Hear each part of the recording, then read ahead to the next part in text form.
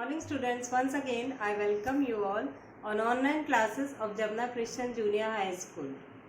Students, today I will teach you history, chapter number 10, the revolt of 1857. It is on page number 99.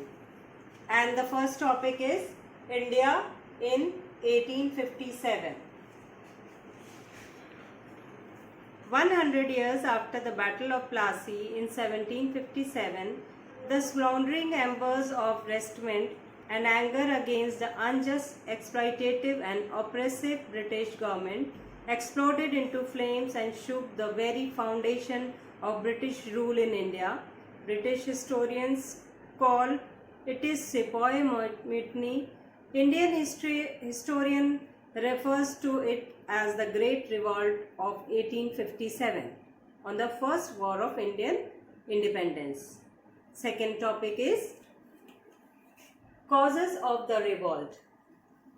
First is political causes. The aggressive expansionist policy of Lord Dalhousie caused widespread resentment among the Indian rulers and their subjects. Dalhousie unjustly annexed several Indian states to fulfill his objective of extent of all native states. Dalhousie annexed the state of Satara, Nagpur and Jhansi by applying the doctrine of lapse. The annexation transformed the courageous Rani of Jhansi into a staunch enemy of the British.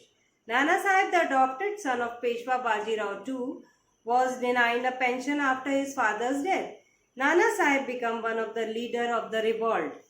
Bahadur Shah Zafar, the Mughal emperor, lived in Delhi, a pensioner of the British. Dalhousie announced that Bahadur Shah Zafar's successor would not be allowed to stay on in the historic Red Fort. He would have to move to place near the Qutub Minar on the outskirts of Delhi. This was a great blow to the dignity of the Mughal emperor and deeply hurt the sentiments of the Muslim. The annexation of Awadh on grounds of maladministration outraged the people of India in general and Awadh in particular. Awadh had always been a friendly, faithful and subordinate ally. The Nawab of Awadh was exiled to Calcutta. The British shows scant respect for the treaties that have been signed with the Indians. Treaties were broken whenever it suited them to do so. This created a sense of fear and insecurity among the rulers of subordinate states. The axe could fall on them anywhere at any time. Now, the next point is economic causes. The policy of economic exploitation by the British and complete destruction of the traditional economic structure caused widespread resentment among all sections of society. The land revenue system introduced by the British caused great hardship and misery among the peasants. Under the zamindari system, for instance, the peasants were oppressed by the zamindars and exploited by the money lender. Its cultivators failed to pay the land revenue to the zamindar or returned the loans to the money lender on time. They were often flogged, tortured, or jailed. Landlords also suffered from a sense of insecurity. Thousands of jagirs were confiscated by Bentinck and Dalhousie when they were unable to produce written title deeds of ownership. When Awadh was annexed, the estate of Zamindars and Tulkadas were confiscated by the British. They became sworn enemies of the British rule. The interest of the Indian economy was satisfied for the interest of British trade and industry. This led to the utter collapse of traditional handicraft industries. Nothing was done by the government to develop modern Indian industries. Indian artisan and craft people were ruined. The annexation of Indian state was followed by large-scale unemployment and economic distress. When Awadh was annexed, the administration was replaced by the company administration. As such, hundreds of courts and Their subordinate lost their means of livelihood. Poets, musician, artist, and artisan depend on loyal patronage also lost their jobs. Next topic is social and religious causes. The establishment of British rule in India was accompanied by the spread of Western culture. People were disturbed by the rapid spread of an alien civilization, which they considered to be a threat to Indian society and culture. Several measures adopted by the British government alarmed and enraged the people. Social reforms such as abolition of sati and female, the Widow Remarriage Act, and the introduction of women's education caused deep resentment among the orthodox section of society. They interpret these measures as a deliberate attempt by the British to destroy. The effort of the missionaries to convert people to Christianity caused great alarm. Some of the missionaries recluded their religious belief and practice to the Hindu and Muslim in their effort to convert people to their faith. This hurt the religious sentiment of the people. The introduction of Western education undermined the position and importance of the Pandits and Maulvis and was seen as an attack on ancient tradition and values. The office of the inspector of school in Patna was referred to as the Shaitan Drafter. The introduction of the railways and post and telegraph arose grave doubts and fears, especially among the simple villagers. They thought that the telegraph system was a form of Western magic. The British judicial system introduced the principle of equality. This was regarded as a threat to the existing caste norms and privileges of the upper classes. The British looked down on the Indians and followed a policy of racial discrimination. Next point is military causes. The revolt of 1857 started a mutiny of the sepoy in the company army. The sepoy had over the years helped the company to conquer India with dedication and loyalty.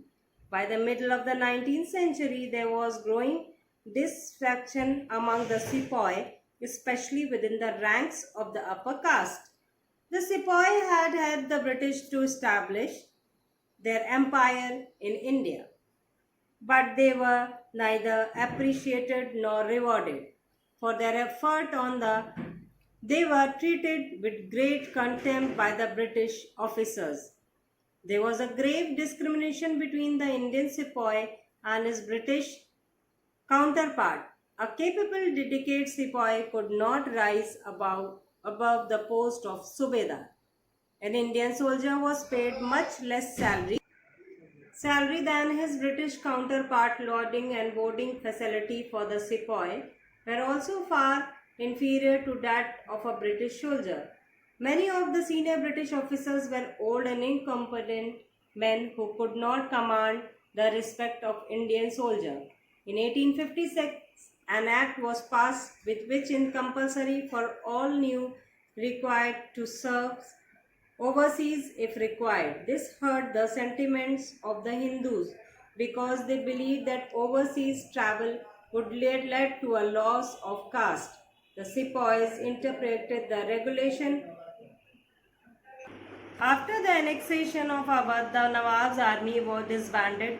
The soldiers lost their means of livelihood and their bitterness against the British increased. The Indian soldier greatly. The British soldier in 1856, the number of sepoy in the British army was more than 5 times that of British soldier. This emboldened the sepoy to take up arms against their foreign master. Next topic is immediate cause of the revolt of 1857. By 1857, the country was seething with discontent. All that we needed was a spark to trigger off an explosion. The issue of Great Carthage provided this spark. The British had introduced a new rifle known as the Enfield rifle in the army. The cartridge had a grease paper cover which had to be bitten off before loading the rifle. In January 1857, a rumor started at the Dum Dum cantonment that the cartridges were greased with the fat of animals, which was taboo for both Hindus and Muslims.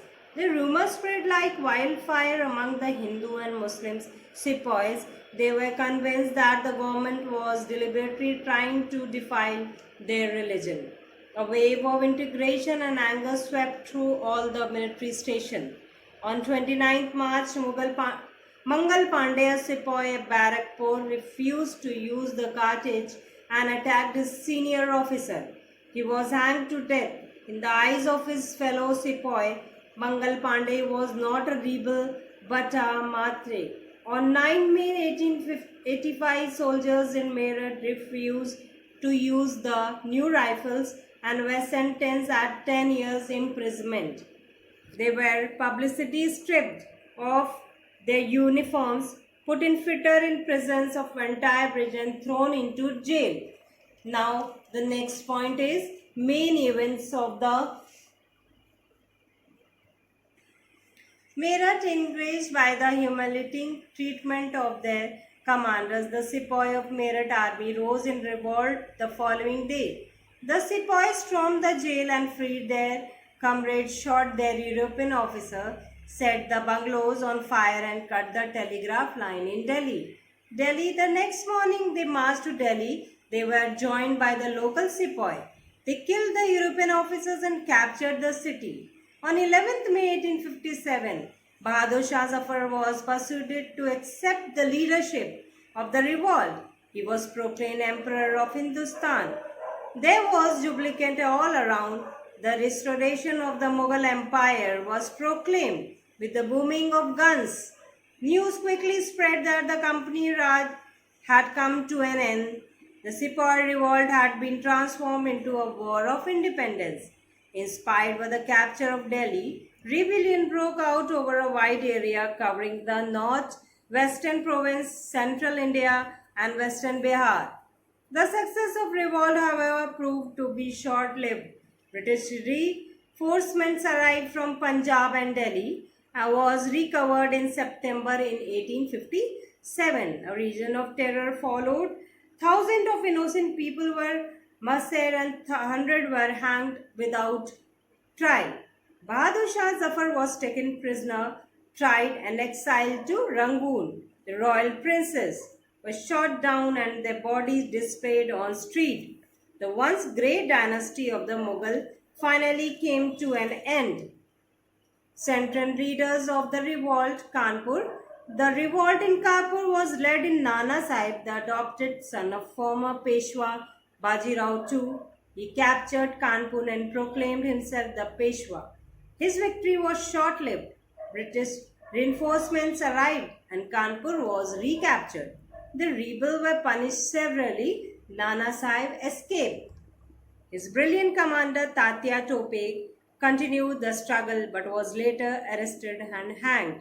Lucknow, the sepoy in Lucknow were joined by disbanded soldiers of old Awadh army as well as the Tukadas and the peasants.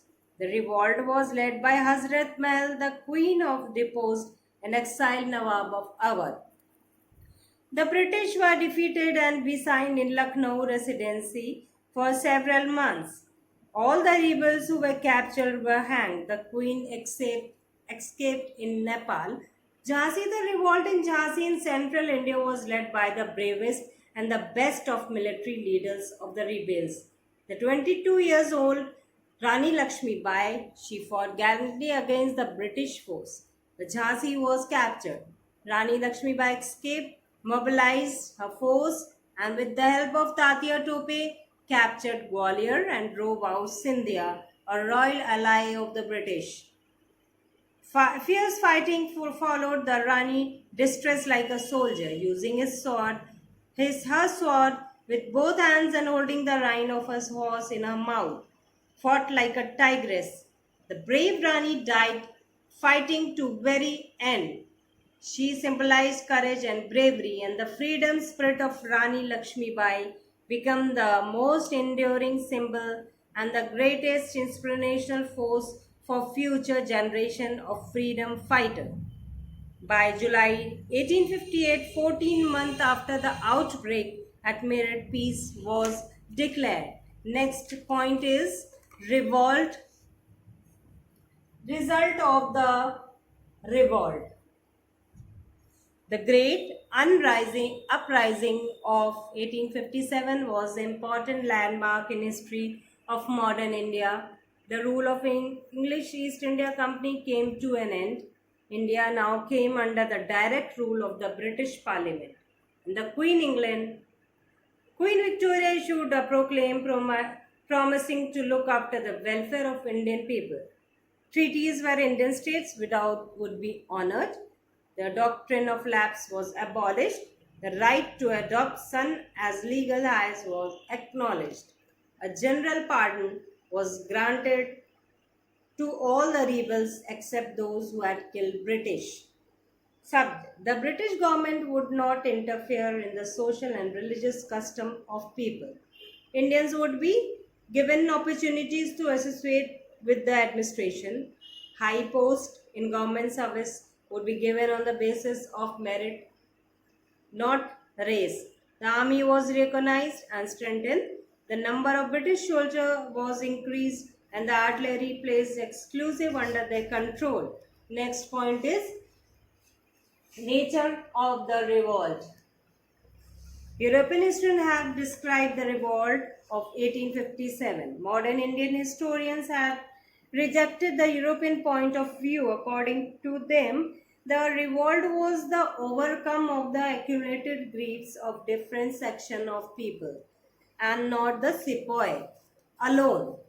Those who joined the revolt had different reason and different motives, but they were all united in their hatred of British rule and the determination of overthrow it.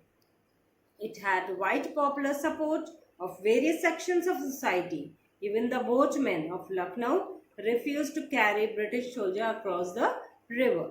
The struggle created a strong bonding and a sense of unity between the Hindus and the Muslims. They fought shoulder to shoulder against a common enemy.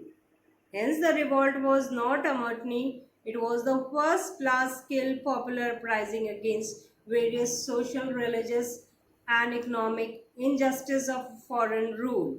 It would be more appropriate to describe the revolt as India's first step towards freedom. Now, I will tell you some values and skills. We must love and respect our country and develop a sense of belonging to it. Good citizens are always patriotic and loyal towards their motherland. We must support and defend our motherland and its interest of all time. So students, write down important words in your classwork copy. It is on page number 107 and match the column in your classwork copy. Thank you. We will soon meet again. Thank you. Have a nice day.